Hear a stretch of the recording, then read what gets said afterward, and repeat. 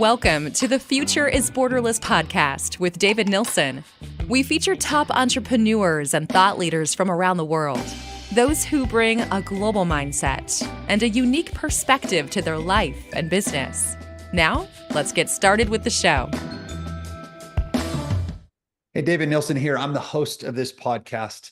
The Future of Borderless was created to help us connect with business leaders from around the world who have what I call borderless mindset. And the purpose here is to share ideas, new innovations, best practices, things that will help us in both our personal and professional life and allow us to continue to thrive in a very dynamic world. Now, this episode is brought to you by Doxa Talent. Doxa helps businesses to source full-time, highly skilled workers from all over the world. And as a result, these companies can scale faster, increase margin, and improve culture. If you want to learn how to grow your business with offshore professionals, please visit doxatalent.com. All right, well, I'm really excited for today's episode. My guest is Marissa Levin. She's a celebrated leader, author, a co-founder of many, many businesses. And today she is leading Marissa International and is championing enlightened entrepreneurship through key intelligences. There's 5. We'll talk about those, including emotional and organizational. Her work extends beyond the business. She really wants to have an impact on global leadership through her writing, consulting, and aims to empower individuals towards intentional, joyful lives. Her book, Built to Scale, which, by the way, is one of my new personal favorites, and you should run to Amazon and pick it up. I know you can't run to Amazon, but you get the point. Shares her insights on leveraging advisory boards for stronger business success. She holds a master's degree in human resource development and organizational development and is credentialed coach certified by the International Coach Federation and is certified in instructional systems design, emotional intelligence, and the Enneagram. So with that, Marissa, welcome to the podcast. Thank you. And you forgot to mention that I am a very happy Doxa client. Okay. Well, I appreciate that. I love that you said that. Certainly, hopefully at some point we'll get a chance to talk a little bit about offshore talent and sort of how you're thinking about that in your new venture. But for today, I really want to focus on your story and the things that you espouse, because I think there's some real power in that. And given our audience is an entrepreneurial set, I think this will really resonate. So, Sure. But I want to talk about your purpose. I mean, as we were starting to prep for this particular call, you shared a little bit about why you do what you do, not what you do, but why you do it. And I'd love for you to just share with people sort of why you exist and what you're trying to accomplish going forward.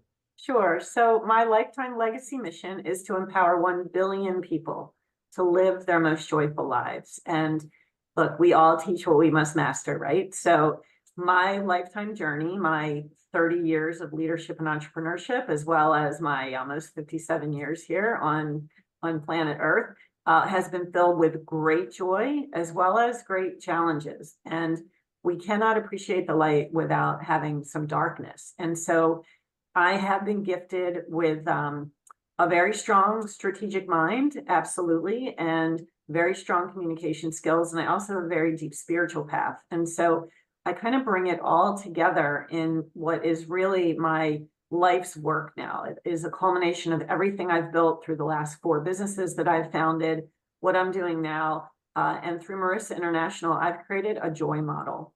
I've created actually 2 joy models. One is about building a joyful life, and one is about joyful leadership. And for the purposes of this audience and the podcast today, we can focus on the joyful leadership model, which is a 6-component model that includes purpose, which is the mission of the company, potential, which is the vision of the company, process, which is what every company needs in order to function optimally, presence, how present is the leadership team with its people, making sure that they feel seen and heard and connected to something larger than themselves.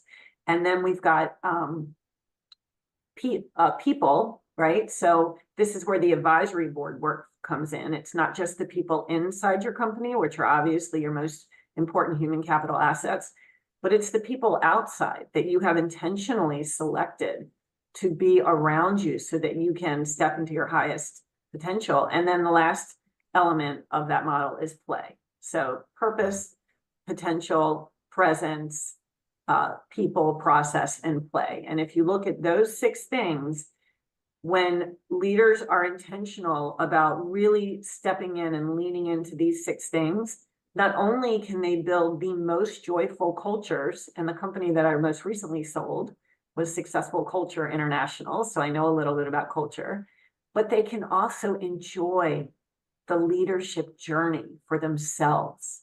So it isn't just about building a joyful company, it's about finding joy in the leadership journey. And so that's why I'm here. That's my purpose. I love this. I remember, so, as you shared earlier, we've had a chance to collaborate now for a period of time. And I remember the first time I met you, I was inspired by how intentional you are around purpose, which is something that I hope that someday people will say about me as well. I think the idea that I think the greatest compliment I ever received is somebody came to an event for our company in the Philippines, and they left and they said, I think I finally got it. I think you are a purpose with a business, not a business with a purpose. And I think leading with that intentionality is really important. But I also think it's harder than it sounds. You lay it out in a framework. It's very clear and it's concise. Talk to me about how to activate this sort of joy model as a leader. What are some examples that you've seen people do really effectively in their own organizations? So that's such a great question. And the reason I created it is from experience. For, the last 20 years, as I've worked with so many different leaders as a consultant and a coach and a culture expert, the first thing that I've always started with when I work with CEOs and clients is, what are your mission, vision, and values? Yeah. Like it's got to start there. And even when I started my first company, Information Experts, which I grew to about 14 million and exited that about 17 years ago, even when I started that and I had no idea how to run a business, I knew intuitively that you had to know, why do you exist? Where are you going? And what do you stand for? I mean, you've got to have that roadmap. That's your North Star, right? That's your moral compass. Those things, your mission, your vision, your values, are going to drive every decision you make in your business. Where you're going, who you work with, who you hire, who you fire, how you fire, right? Like it just, they guide everything. So they are very much the first part of the framework. And then you look at presence. I mean, I am someone who lives very intentionally and very focused on being present in the moment. And I think what people need more than ever now is psychological safety in organizations where they really feel seen and heard and understood and connected to something larger. So that's why I put the presence in there. We all know that you need process, right? I mean, how many times have we worked with companies where they've got great websites and they've got great marketing messaging, but then you open up the hood and you see a mouse running on a wheel, right? There's like nothing happening inside that's keeping that company standing. I think you just described every startup that I've ever seen. Exactly. And then you've got your people, which we know are the most important asset. And then the last one, David, is play. Very, very important to be intentional about play. When I had my first company, Information Experts, where I had 80 people, we actually had a good times committee. It was called the GTC, where people were empowered and responsible for creating fun. We had fun as a line item in our budget. And so there's so much research out there that shows that cultures of play really stimulate innovation, creativity, engagement. We've got companies like Google have indoor playgrounds. So this is not a new concept, but it is something that I very much want to make sure that people are aware of, that it has to be connected to enjoying the leadership journey. That's what it's all about. It's funny. I talk about sort of an adjacent topic here, but it's directly related to the play comment that you made. I own 2 businesses today, approximately 1,000 employees, and we have no office space whatsoever. If I look back a decade ago, I had an office, everybody in one place, and culture was a lot easier to sort of cultivate because you pick up so much through osmosis. And that culture of play that you talk about is really so much easier to produce. I remember people used to walk into our office and we had this wordle of words from the team, and the number 1 and 2 that were said about our culture were family and fun.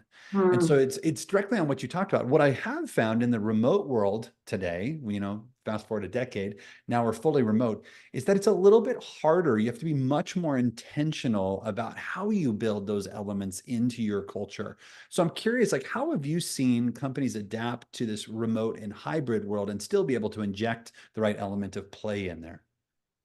That's a great question. And there are a few things. There are companies out there that specifically their whole business model is to bring remote employees together with different online games, right? So that's one thing that you can do, is to create these opportunities where people are coming together and it's not about the work at all. So that's one thing that you can do.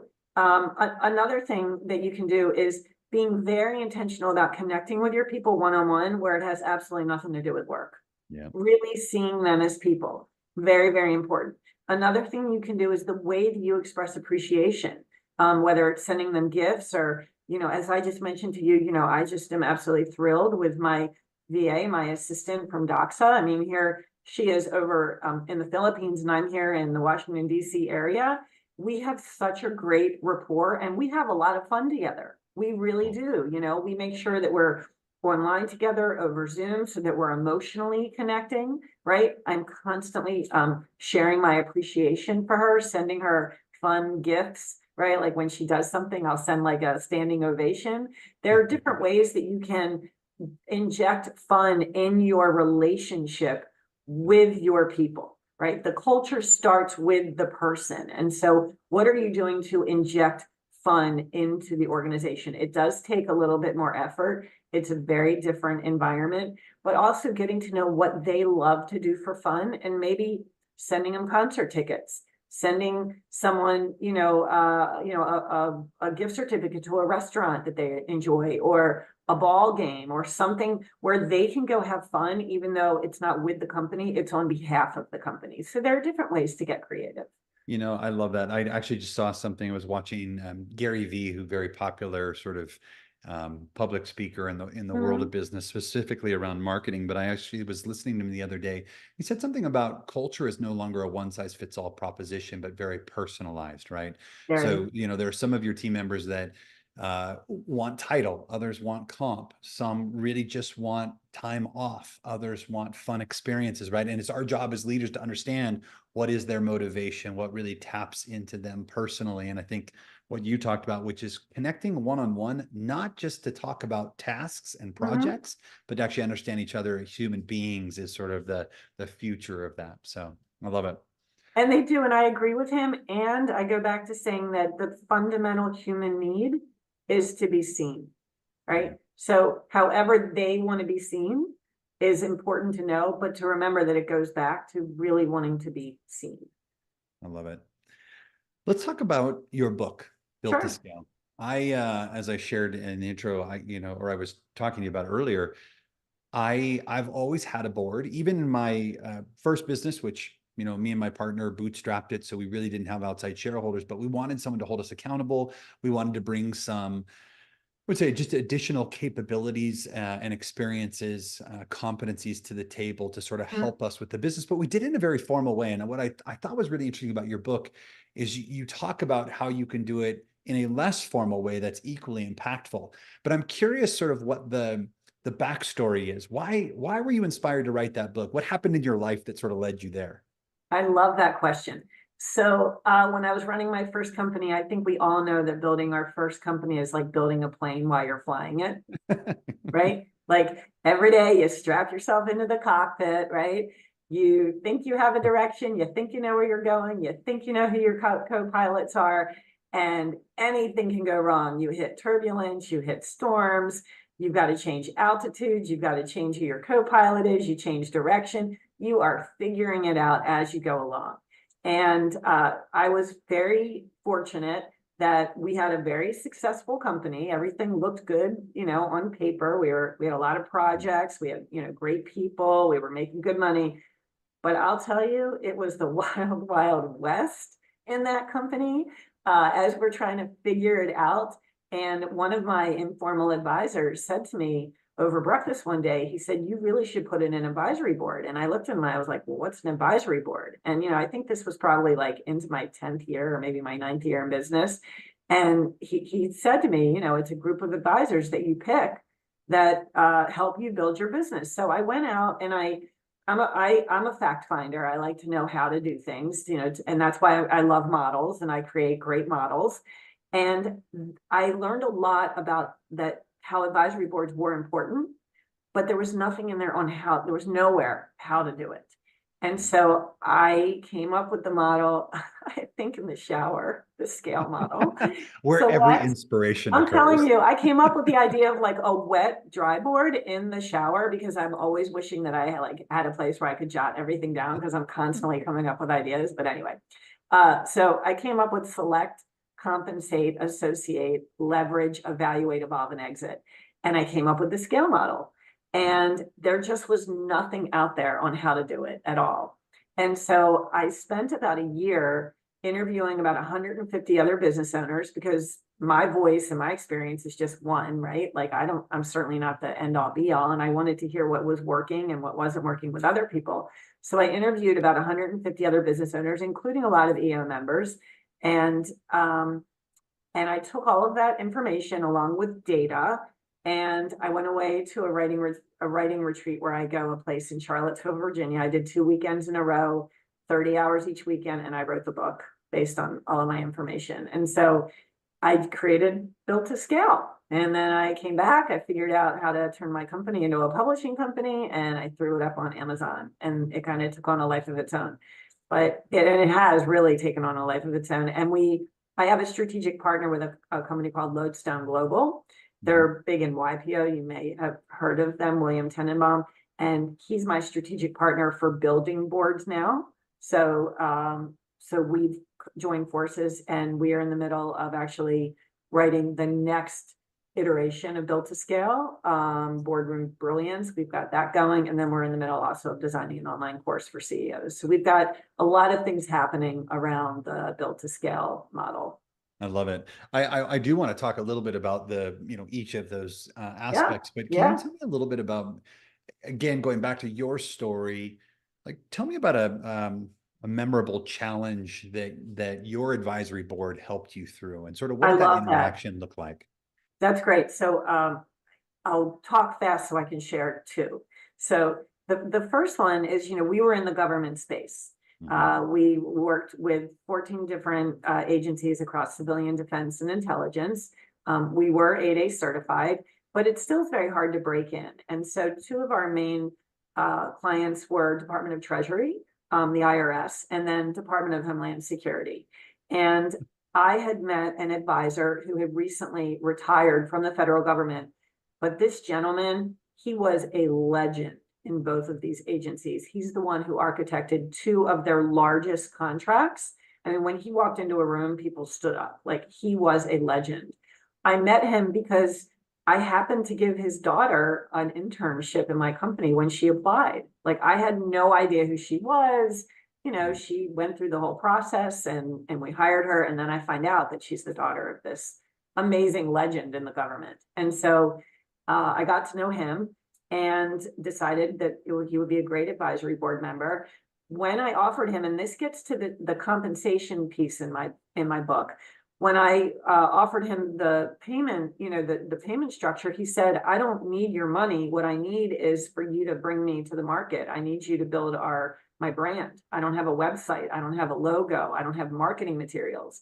And that is a very good lesson in terms of knowing that, like, you absolutely want to compensate your advisors, but there also are creative ways to compensate.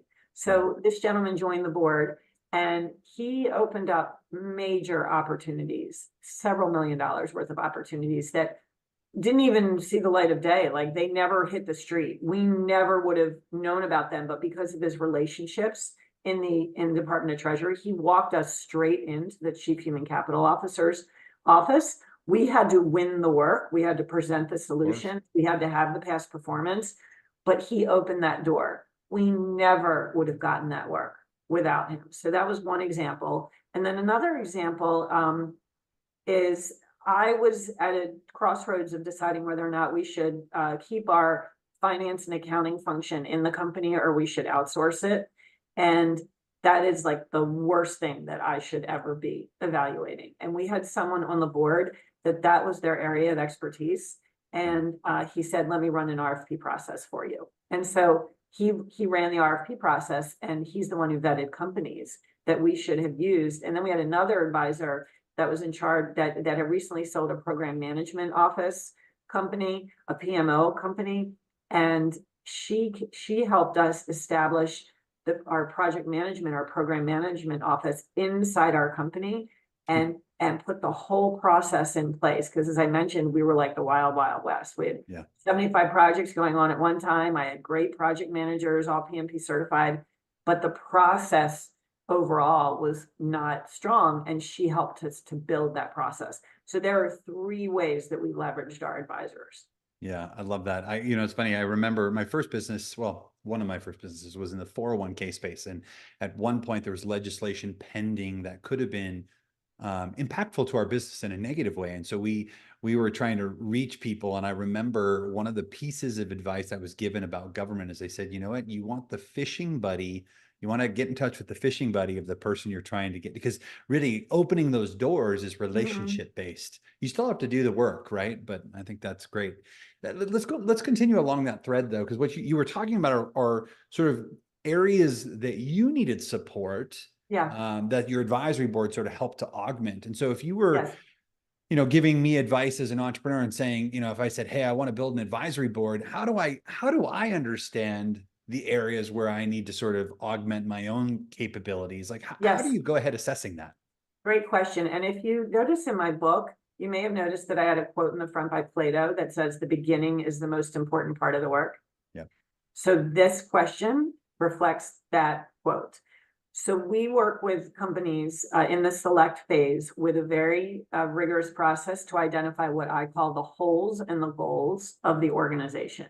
Because when we're building an advisory board, we want to have dedicated swim lanes and seats for each person. It isn't just enough to go to a conference and meet someone who's really successful or really cool and think, oh, I want them on my advisory board.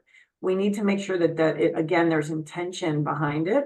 So we do a very detailed analysis up front, a SWOT, relative to the board seats. And there's a lot of things that we have to look at. We have to look at, again, the holes and the goals, make sure that there's alignment of the mission and the purpose and the values. We have to make sure that there's alignment from the way that the advisor will show up. And what I mean by that is, like, for my advisory board, I wanted them really entrenched and engaged in my company, like mentorship. Some people only want their advisors to work with the C-suite, and some advisors don't want to work inside the company. Yeah. So there has to be alignment between what the advisor wants and how they want to show up and what the leader wants from the team. So all of that has to be figured out. And we also do what Doxa does really well. You do the personality assessments to make sure that your assistants are aligned from a work and personality perspective with the client.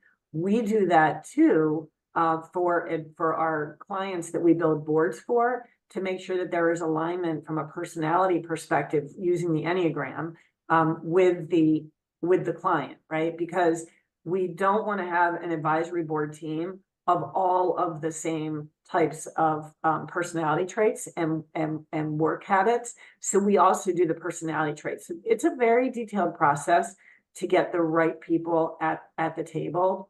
If you don't get the right people at the table, the best case scenario is that you're going to have a wasted seat, right? You won't get a lot out of your advisory board. The worst case scenario is that you'll get bad advice and they can lead you down a wrong direction that can potentially harm your company. So getting the front part right, the beginning is the most important part of the work. Really doing the upfront analysis helps the selection process go much more smoothly. Yeah, it's so easy. I think it's really important feedback, because I think as an entrepreneur, it's really easy for us to invite people in who think and work like us, that confirmation bias. I consider myself a go-to-market and culture person, right? So I love talking to people in those different categories because it gives me energy. It's within where I think I'm both confident and competent, but it's the other parts of the business where we really need someone to round us out. Talk to me about what, there's there's a governing board, right? Someone who has an official position, and then there's an advisory board. Do you use those terms interchangeably, or do you make a distinction between them? Yeah. No, so the boards of directors that require governance, they are fiduciary boards. Yes. When I'm often asked, what are the differences? The advisory board reports into the CEO. The CEO reports into the board of directors. Yeah. Okay. The CEO can be fired by a board of directors, right? They have a fiduciary responsibility to either investors or maybe they're publicly held. The advisory board is a wonderful asset, but at the end of the day, the CEO doesn't need to listen to anything that they say. Yeah. Yeah, that's exactly right. Outside of compensation, because you can always pay somebody for their time, right? That's obvious. What are some of the other sort of non-cash ways that you've thought about structuring a board and making it, how do you, I guess, recruit somebody in absent of just writing a check? Yeah. And that's a great question, especially for startups, right? Who may be cash strapped. There are creative ways that you can do it. I am very emphatic about the fact that you have to put some skin in the game, some way, right? Like you have to show that you believe in yourself, that you also value the advisor. Most advisors serving on advisory boards are not doing it for the money. They're doing it because they want to stay connected to their industry. They want to continue to be relevant. They believe in the leader. They believe in the mission. They want to be involved, right? It's usually a mix of altruism and a mix of wanting to just serve. It's really not a financial motivation. That being said, we do want to show that we value the people that are investing in us. And we also want to show that we believe in ourselves. So if it isn't going to be a check outright, even a small check, that's for the really small companies, the startups, do something. There are other ways. I just suggested how we did a trade for service, right? With one of my advisors. He didn't want money. He wanted us to launch him. He wanted us to stand up his company. So that's what we did. I had another advisor who didn't want money, but what he was really involved in Network for Teaching Entrepreneurship, which is an organization that works with at-risk populations, high school populations, to be able to teach entrepreneurship as a way of getting out of their living situation and so that they can step into their own futures. So he was involved with Network for Teaching Entrepreneurship. And he said to me, I don't need your money, Marissa, but what I do need is I need you in the classrooms with these kids. And I want you judging the competitions and I need you at the gala. And I was like, done. So that was a win all the way around. So there's other ways in which you can creatively, monetize and reward your advisors if you just have discussions. I do have a part in the book about the equity and stock options with an interview with an attorney, because again, that's not my area of expertise. But the big takeaway there is that I am very reluctant to encourage founders to give away their company. I mean, it's very easy to give away 1%, 2%, 5% of nothing, because 5% of nothing is nothing, but you're not going to be at nothing. That's why you're starting a business. So you look at 2 years, 3 years, 5 years down the road, you want to make sure that you haven't created a scenario where you've diluted a lot of your ownership for people who are working very part-time for you, right? So in the book, my expert said, the most you want to give away to an advisor is 1/2 to 1/4 of 1%. It's very small. So thinking just creatively about how you can, finance and reward something, like even if it's not large, just so that it is symbolic, that you are grateful that they are believing in you. And then looking at creative ways that work for both of you, just having the dialogue and not allowing that to stop you from moving forward. Yeah, it's a terrible analogy, but I'm a big believer in dating before you get married. So Sure. paying for services before you give equity in exchange, like make sure that you really like working with this person, they're adding the right value and that you think there's a long-term fit, because it's hard to unwind the equity side of that. So, And just for two things about that, very important point. If you do give equity away, you want to be sure that there's a restricted stock agreement in place. So then the event that the person rolls off the board, you can buy that back, because the last thing that you want is someone out there, even with a half of percent of your company, which can stop a liquidity event. I mean, that's a lot of power. That was the first thing. And then the second thing was, I'm real, I strongly believe that when you put an advisory board in place, you do a 1-year contract.